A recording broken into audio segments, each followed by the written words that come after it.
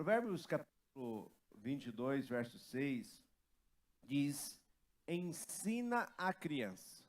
Ensina a criança. A infância é o mais crucial para o aprendizado e formação do caráter. É nessa fase da vida, do desenvolvimento humano, que o nosso caráter começa a ser moldado. Ali estamos como uma esponja, absorvendo tudo que está à nossa volta. Então, quando Provérbios vai dizer, ensina a criança, porque a criança, nesse momento, é um momento crucial para o nosso aprendizado, principalmente para a formação do nosso caráter. Por isso que o lema do nosso embaixador do rei, qual que é o lema do nosso embaixador do rei mesmo? Instruindo meninos para não remendar homens. Então, procuramos desenvolver trabalhos com as crianças aqui, de discipulado, de ensino, para que de alguma forma possamos ajudar a moldar o caráter, o coração deste menino, para que no futuro seja uma pessoa de bem na sociedade. Amém? O diabo e o mundo sabem que é na infância que se moldam uma base sólida para a vida adulta. E esse processo de construção, muitas vezes é ameaçado, por causa principalmente da violência. A violência representa uma das piores experiências adversas que interfere no curso normal de desenvolvimento, pois tornam a criança e os adolescentes fragilizados de forma física, psíquica e social. Então, nessa fase do desenvolvimento, onde há um ambiente aversivo, um ambiente que traz dificuldades para que esta criança venha se desenvolver em todo o seu âmbito, seja corporal, físico ou psíquico, mental, isso vem atrapalhar e legar isso para a sua vida adulta também. Existem vários tipos de violência contra as crianças e adolescentes, como violência sexual, que inclui abuso sexual, exploração sexual, assédio sexual e exibinismo. Estima-se que em todos os anos, cerca de 400 milhões de crianças são abusadas em todo o mundo. É um número bastante alto, expressivo. 400 milhões de crianças e adolescentes sejam vítimas de violência sexual em todo o mundo.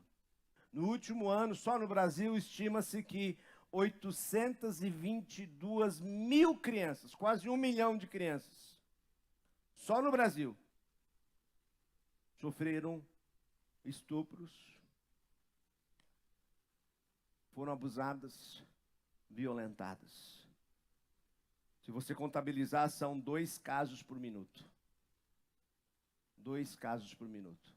Então, nesse tempo que eu iniciei essa mensagem, é provável que uma criança em nosso país está sendo abusada neste momento. 65%, dizem algumas pesquisas, que desses casos de violência sexual contra os menores são praticados por pessoas da mesma família. Há um estudo britânico que aponta que 90% dos abusadores são membros da mesma família. Dados, além de falar da violência sexual, a violência psicológica também. Toda ação que cause rejeição, depreciação, discriminação, desrespeito, cobranças exageradas ou punições humilhantes.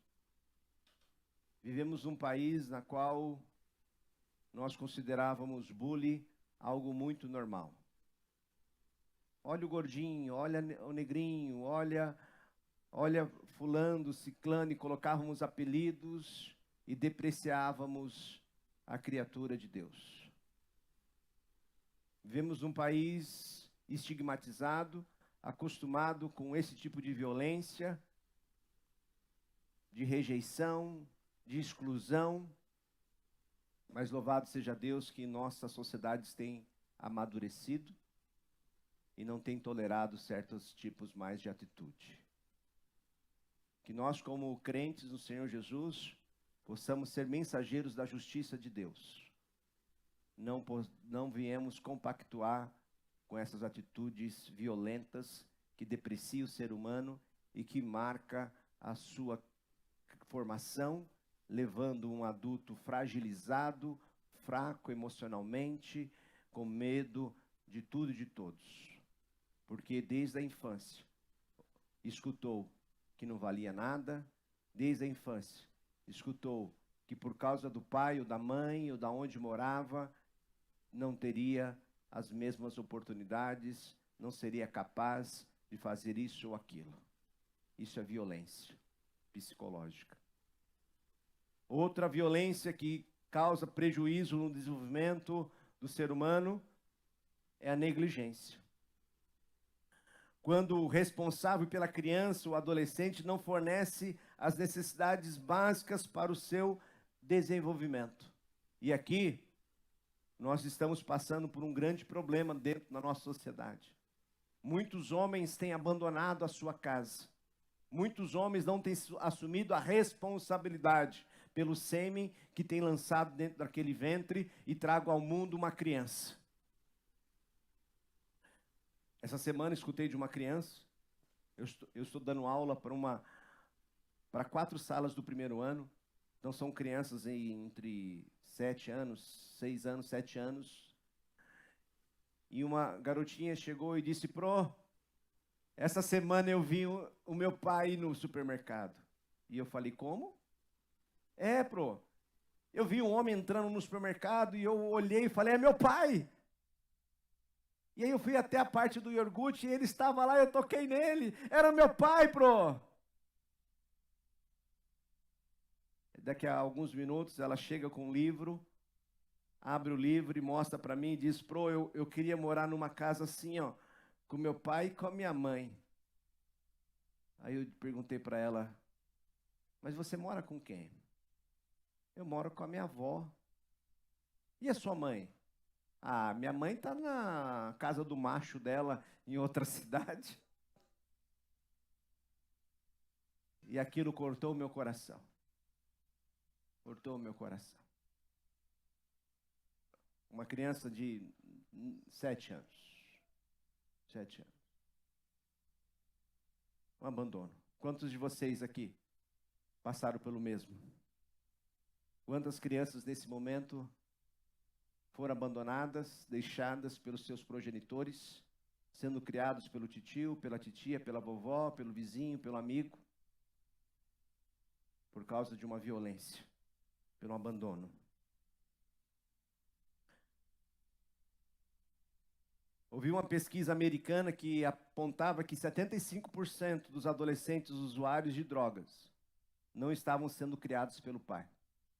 85% dos jovens que estavam na prisão vieram de lares que não tiveram pai.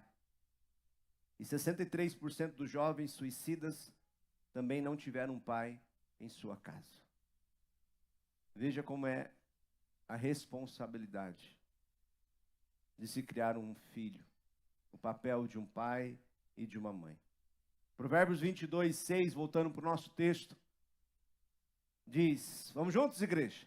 Ensina a criança no caminho.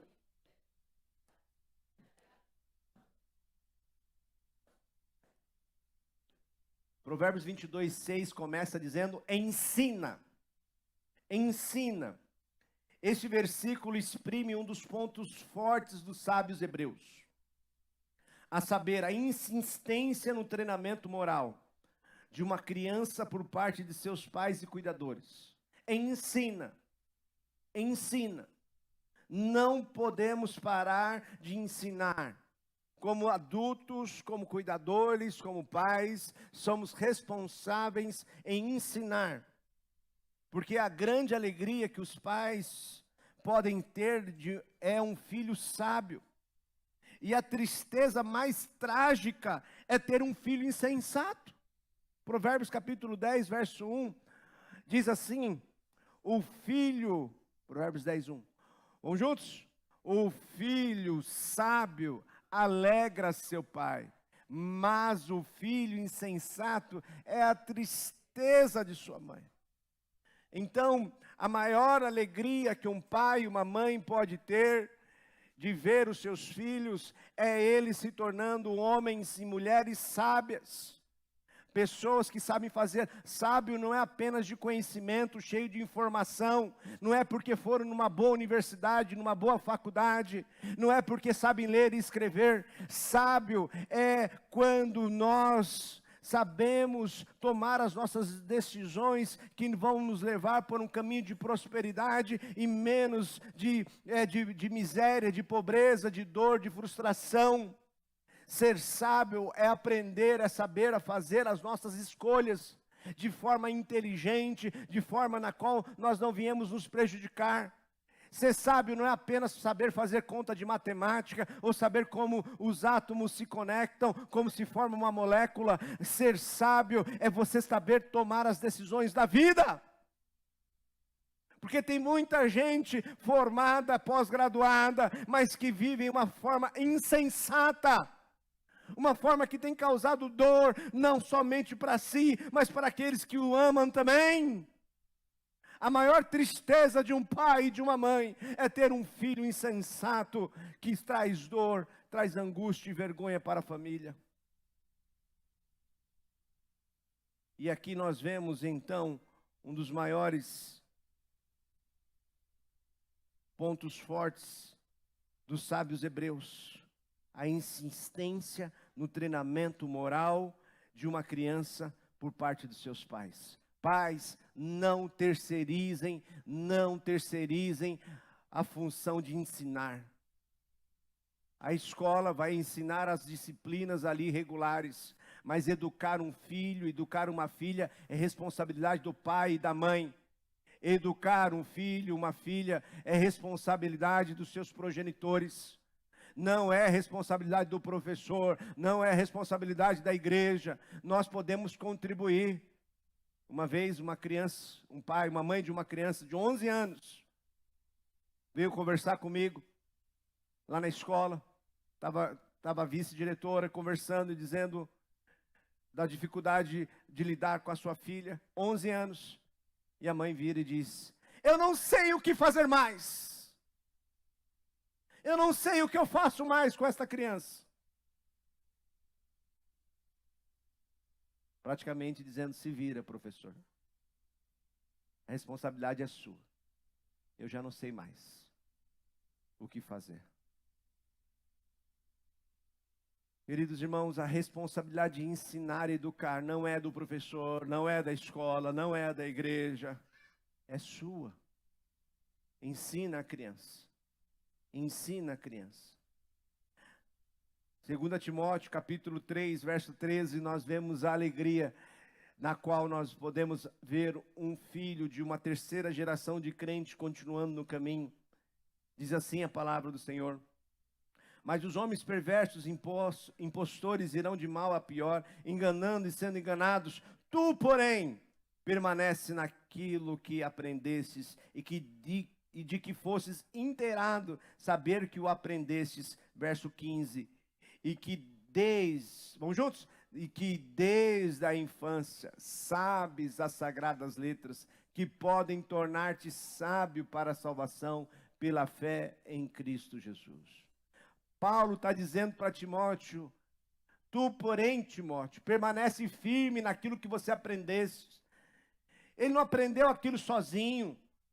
Ele aprendeu desde criança. Mas de quem ele aprendeu? Se você voltar para o capítulo 1, 2 Timóteo, capítulo 1, verso 5, nos traz a resposta. Paulo diz assim, pela recordação que guardo de tua fé sem fingimento, a mesma que primeiramente habitou em tua avó Lóide e em tua mãe Eunice, e estou certo que de que também em ti. Nós vemos aqui uma terceira geração de crente. A vovó aprendeu a palavra do Senhor, passou para sua filha, e agora a sua filha está ensinando o seu filho no caminho do Senhor. Ah, queridos irmãos, como isso é importante. Como isso é importante. Ó, pais, você que é crente, não se esqueça da sua responsabilidade de ensinar, de educar. Ei, sai desse stream, saia dessa novela, desliga essa TV, desliga esse celular, reúna a sua família em torno da palavra de Deus, leia a Bíblia, cante louvores. Ai, pastor, eu chego cansado em casa, sim, mas deixa eu dizer uma coisa para você, o diabo não se cansa, ele está ao seu derredor, querendo momentos para tragar, enquanto você está cochilando no sofá, vendo aquelas fotos no Instagram, o seu filho, a sua filha, está na frente do celular, vendo pornografia, vendo maldade, aprendendo a matar, roubar e mentir. Há uma estatística que diz que hoje, crianças a partir de 8 anos estão começando a ver pornografia. E essa pandemia, nós vemos um aumento grande de crianças com aparelhos de telefone. Aqui mesmo nós temos algumas, nesse momento, enquanto o pregador está pregando, crianças estão navegando na internet, sem supervisão, sem direção. E de quem é a responsabilidade?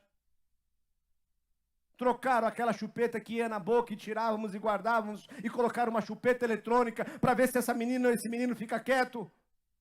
Para você poder continuar também entorpecido, dormindo, cochilando na frente da sua tela. De quem é a responsabilidade de ensinar? Ensina a criança no caminho que deve andar. Deuteronômio capítulo 6, verso 3, diz assim a palavra de Deus, na NVI. Ouça e obedeça. Ouça e obedeça. Ouça e obedeça. Ó Israel, assim tudo lhe irá bem. Assim tudo lhe irá bem. E você será muito numeroso em uma terra onde flui leite e mel, como lhe prometeu o Senhor, o Deus dos seus antepassados. Ouve e obedece. Ouve e obedece. Ouve e obedece. Mas como vão ouvir se não tem quem pregue? Como vão ouvir se não tem quem ensine? Como vão ouvir se não estão transmitindo a verdade ou a palavra do Senhor? Ouve e obedecem. Você quer que os seus filhos vivam bem, que tudo vai bem, em uma terra numerosa, uma terra que manda leite e mel. Eles precisam ouvir para poder obedecer. Mas como vão ouvir se não tem quem ensine? Como vão ouvir se não estão priorizando o ensinamento? Verso de número 4. Ouça, ó Israel, o Senhor, o nosso Deus, é o único Senhor. Ame o Senhor, o seu Deus, de todo o seu coração, de toda a sua alma, de todas as suas forças. Que todas essas palavras que hoje lhe ordeno estejam em seu coração. Verso 7. Vamos, igreja. Ensine-as com persistência aos seus filhos.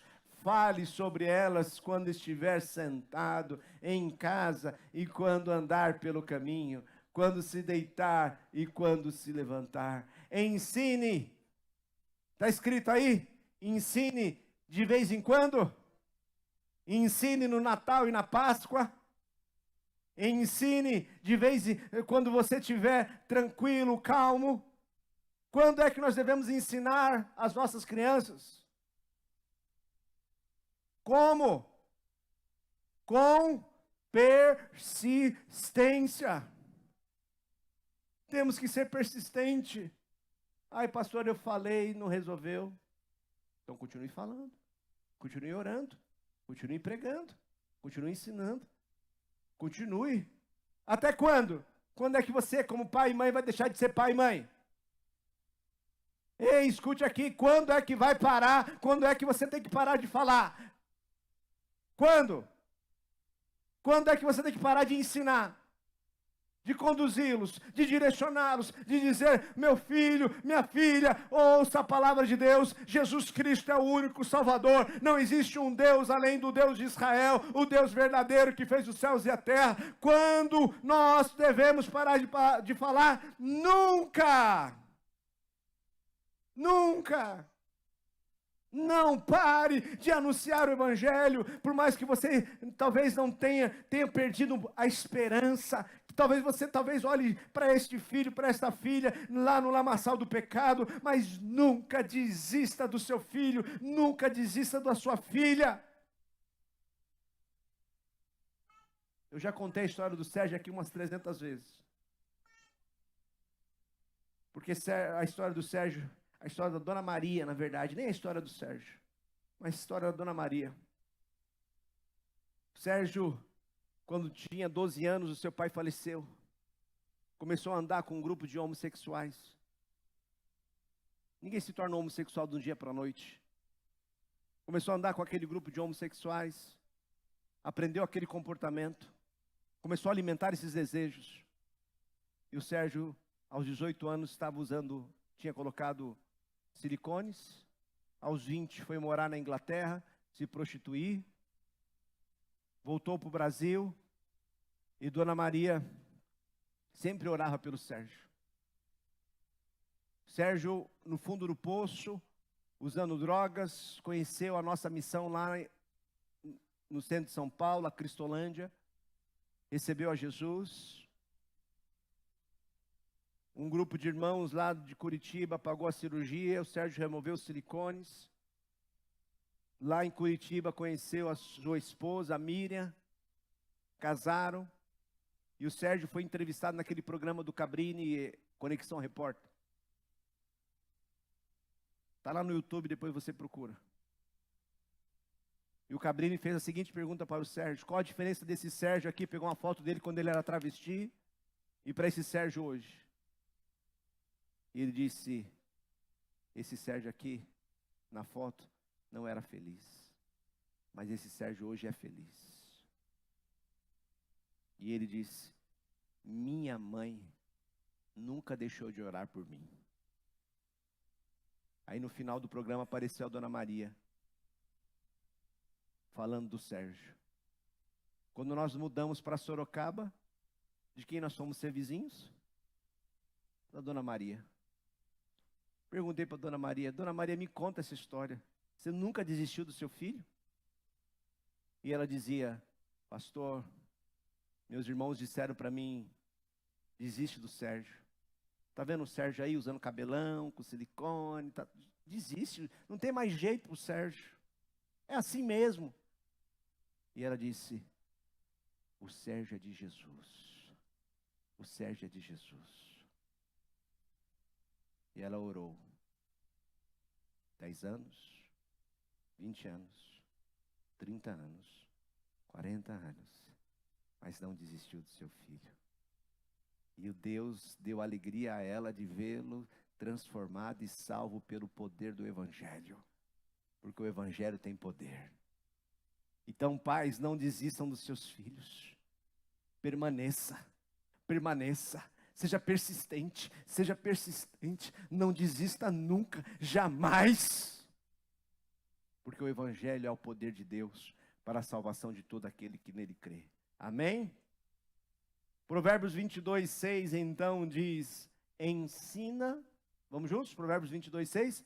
Ensina a criança no caminho em que deve andar, e ainda quando for velho, não se desviará dele. Nós vimos a questão do ensinar, a questão da criança, e agora no caminho. No caminho. Perceba que aqui não fala o caminho ou um caminho. Ensina a criança no caminho. Isso indica que aonde você está indo, nesse caminho que você está conduzindo a sua vida. É nesse mesmo caminho que você está, que você vai ensinar a criança no caminho. No caminho. Isso aqui implica em 3 coisas. Ensinar a criança no caminho implica em 3 coisas. Primeira, que você deve dar exemplo. Porque se é o caminho, ela está seguindo o caminho que você está andando. Então, no caminho. Quantas vezes já ouvi relatos de pais que traziam seus filhos para a igreja e iam fazer outras coisas? E hoje a coisa que mais se arrepende é que terceirizaram o ensino da fé para outros e não deram o exemplo. Ensine no caminho. São 3 implicações. A primeira é exemplo. Temos que dar exemplo. A segunda implicação que envolve estar no caminho é exemplo. Você tem que dar o exemplo. Você, como pai, como mãe, é aquele na qual que vai mostrar o caminho para que estar no caminho. E qual que é a terceira implicação? Qual a terceira implicação, igreja? Exemplo, exemplo, exemplo. Estar no caminho implica em 3 coisas. Exemplo, exemplo e insisto, exemplo. As crianças estão te vendo. Não adianta você bater no peito e dizer a Bíblia diz isso e você está vivendo outra coisa totalmente diferente. Porque isso vai gerar um conflito. E quando elas chegarem na idade de adolescência, na juventude, elas provavelmente vão jogar isso na sua cara e dizer, você não faz isso. Provérbios 22, 6, na NVI agora diz assim a palavra de Deus. Provérbios 22, 6, uma outra tradução diz, vamos juntos? Instrua a criança no caminho em que deve andar. E mesmo com o passar dos anos, não se desviará dele. Instrua a criança com os objetivos que você tem para ela. Instrua a criança segundo os objetivos que você tem para ela. Nós podemos traduzir esse versículo dessa forma. Qual o objetivo que você tem para os seus filhos? Quais objetivos você tem para eles? Tenha objetivos para eles na vida profissional. Sonhe com eles, vestindo, né, servindo, fazendo algo de bem, de bom na sociedade. Tenha sonhos, objetivos para eles na vida profissional. Ajude-os a formação educacional, na sua vida profissional. Tenha objetivos para eles também na sua vida amorosa. Não espere chegar ali aquela moça, aquele rapaz, já na vida adulta, para te apresentar e você começar a orar por esse fulano, por esse ciclano. Não, ore desde pequeno. Ore pela conversão desse cônjuge. Ore para que seja um homem, uma mulher de Deus. Então tenha objetivos, tenha sonhos na sua vida amorosa. Mas também tenha objetivos na sua vida espiritual. Objetivos na sua vida espiritual. Não perca o que é mais importante. Alguns anos atrás eu estava pastoreando uma pequena igreja no interior de São Paulo. E eu estava falando sobre isso. E no final do culto, um irmão já idoso pediu para conversar comigo. E ele chorando muito e dizendo, pastor, há quase 50 anos atrás, minha filha aqui nesta igreja, com 14 anos, ela disse que queria ser missionária. E ele chorando, dizendo, ela queria ser missionária, pastor, aos 14 anos. E eu disse para ela, menina, você vai primeiro estudar, ter uma profissão, e depois você pensa no que você quer fazer. E ela foi estudar, se formou em Direito, passou num concurso em Minas Gerais, se tornou procuradora e hoje é desembargadora, um alto cargo. Só que, pastor, a minha filha não quer saber de Jesus. Ela não quer mais saber de ser missionária.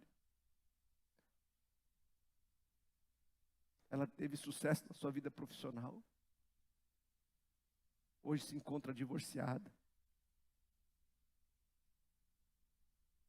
Pouco eu vejo meus netos. Nenhum deles querem saber de Jesus. Porque um dia eu fiz uma escolha errada. Eu priorizei o dinheiro e não priorizei a vida espiritual da minha filha. Marcos capítulo de número 8. verso 36, a equipe de louvor para a gente terminar. Não tem apresentação do Vicente, né? Marcos capítulo 8, verso 36. Mas nós vamos louvar primeiro, antes da apresentação. Marcos 8, 36, diz assim.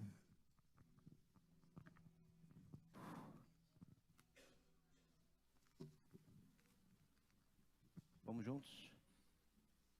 Que aproveita do ao homem ganhar o mundo inteiro e perder a sua alma.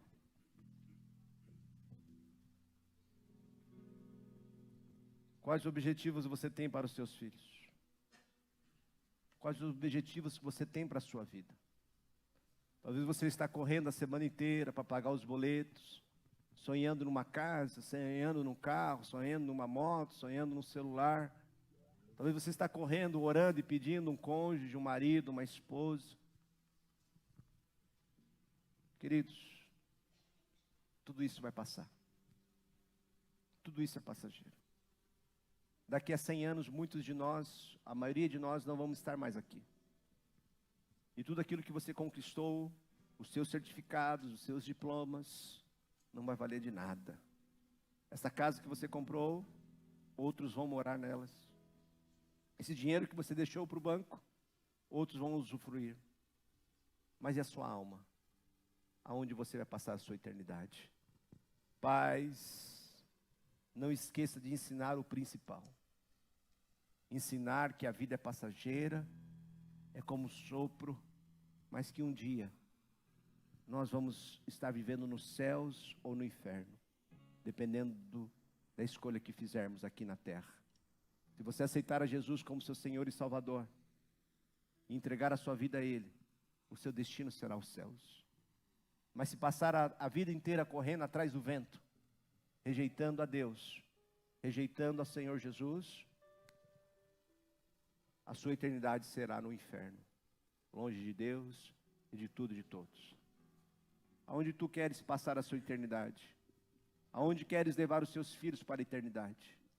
Pais, tenham objetivos para os seus filhos, não apenas para os próximos 10 anos, não apenas para os próximos 20 anos, mas por toda a eternidade.